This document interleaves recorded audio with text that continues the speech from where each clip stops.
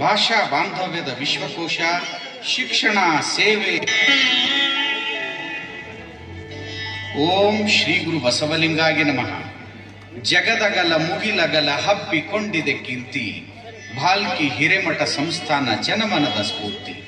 ಕಲ್ಯಾಣ ನಾಡಿನ ಬಸವ ಕೀರ್ತಿ ಕಲಶ, ಬಸವಲಿಂಗ ಪಟ್ಟದೇವರು ಯುಗದ ಹರುಷ.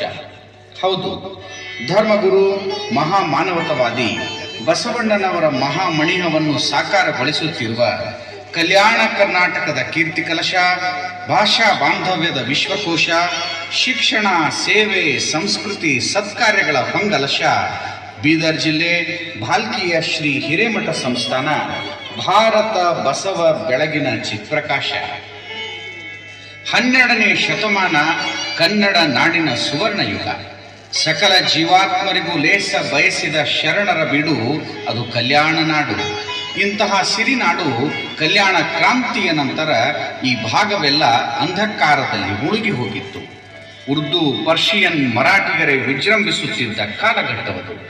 ಇಂತಹ ವಿಷಮ ವಾತಾವರಣದಲ್ಲಿ 20ನೇ ಶತಮಾನದ ಮುಂಬೆಳಗಿನಲ್ಲಿ ಭರವಸೆಯ ಭಾಗ್ಯವಿದಾತರಾಗಿ ಸಮಾನತೆಯ ಕೋಟಿ ಸೂರ್ಯರ ಪ್ರಭೆಯಾಗಿ ಮೂಡಿಬಂದವರೇ ವಚನ ಋಷಿ ಶತಾಯುಷಿ ಡಾಕ್ಟರ್ ಚನ್ನಬಸವ ಪಟ್ಟದೇವರು.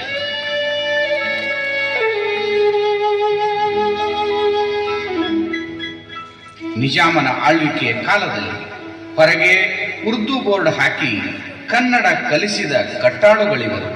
ಅಷ್ಟೇ ಏಕೆ, ನೊಂದವರ ನಿರಾಶ್ರಿತರ ನಿಧಿಯಾದರು. ಭಾರತೀಯ ಕನ್ನಡತನ ಪ್ರಜ್ಞೆಯ ನವೋದಯದ ನಡೆದಾಡುವ ದೇವರು ಡಾಕ್ಟರ್ ಚನ್ನಬಸವ ಪಟ್ಟದೇವರು. ಇಂತಹ ಯುಗ ಪುರುಷನ ಕರಕಮಲ ಸಂಜಾತರಾಗಿ, ಅರಿವಿನ ಕಿರಣರಾಗಿ, ಕಲ್ಯಾಣ ನಾಡಿನ ನಿಜ ಶರಣರಾಗಿ ಮೂಡಿ ಬಂದವರೇ ಅನುಭಾವದ ಲಿಂಗ, ಆಚಾರದ ಲಿಂಗ, ಜನಮನದ ಜಂಗಮ ಲಿಂಗರೇ ಪೂಜ್ಯಶ್ರೀ ಡಾಕ್ಟರ್ ಬಸವಲಿಂಗ ಪಟ್ಟದೇವರು.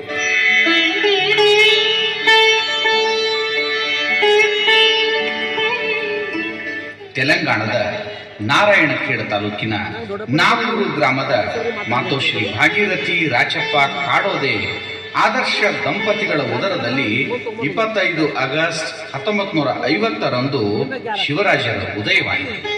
ಬಾಲ್ಯದಲ್ಲಿಯೇ ಭಕ್ತಿ ಬೆರೆತ ಶಿವತೇಜ ಈ ಶಿವರಾಜ. ವಿದ್ಯೆಯನ್ನು ಅರಸಿ ಭಾಲ್ಕಿಯ ಹಿರೇಮಠಕ್ಕೆ